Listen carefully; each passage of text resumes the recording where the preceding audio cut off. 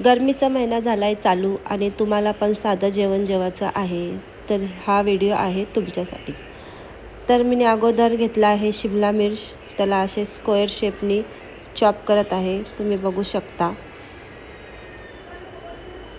शिमला मिर्च चॉप करून झाला की मी कांद्याला पण स्क्वेअरच्या शेपमध्ये चॉप करते आणि पनीरला पण मी स्क्वेअरच्या शेपमध्ये चॉप करत आहे. तर अशा प्रकारे मी पनीरला कापून घेतले. कापून झाल्यानंतर तुम्ही बघू शकता गाईज, मी टोमॅटो पण ॲड केला आहे, पण चॉप करताना दाखवला नाही आहे. त्याच्यानंतर मी पॅन घेते, पॅनमध्ये ऑइल टाकते, काही खडे मसाले आहेत ते मी घालते, कढीपत्ता घालते आणि त्याला फोडणी देते. मग कांदा घालते आणि त्याला परतून घेते. कांदा थोडा गोल्डन ब्राऊन होईपर्यंत परतते. परतून झाल्यानंतर त्याच्यामध्ये मी चॉप करते लसूण, अद्रक, मिरची, कोथिंबीर. ह्याला बारीक बारीक असं चॉप करते आणि त्याला त्या कांद्यावर घालते आणि परत एकदा परतून घेते.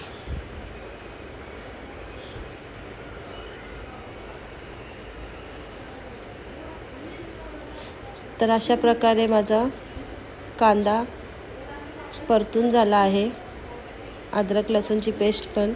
त्याच्यानंतर मी टोमॅटो घालते. टोमॅटोला सॉफ्ट होईपर्यंत थोडासा परतून घेते.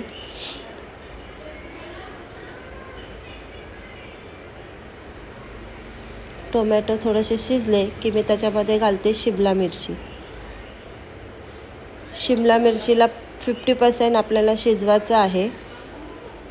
तर तोपर्यंत हा शिमला मिर्च शिजूसपर्यंत मी तुम्हाला एक वचन सांगते, जो तुमच्या छुटकारासाठी आहे.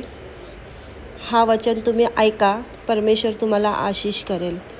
यहोवा परमेश्वर मेरी ज्योति और मेरा उद्धार है, मैं किससे डरूं? यहोवा मेरे जीवन का दृढ़ गढ़ ठहरा है, मैं किसका भय खाऊं? हा वचन आहे भजन संगीता 27चा पहिला. तर नंतर मी घेते हळद घालून मी त्याला मस्तपैकी परतून घेते. मीठ घालते.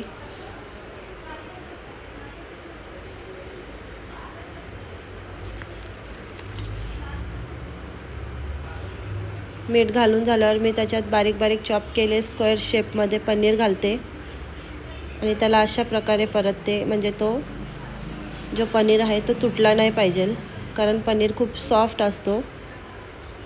तर केअरफुली तुम्ही परतून घ्या त्याला. ताट घालून त्याला शिजून घेते. झाला शिजून की त्याच्यामध्ये मी घालते चाट मसाला. चाट मसाल्याने ह्याचा टेस्ट जरा डबल होतो, म्हणून मी त्याच्यामध्ये चाट मसाला घातला आहे. ऑलमोस्ट भाजी तयार झाली आहे. कोथिंबीर घालते आणि अशी माझी ही पनीरची भाजी रेडी आहे. तर तुम्हाला पण ह्या वचनाने प्रभू आशीष करेल. तर हा वचन तुम्ही 200 टाईम वाचा, तर परमेश्वर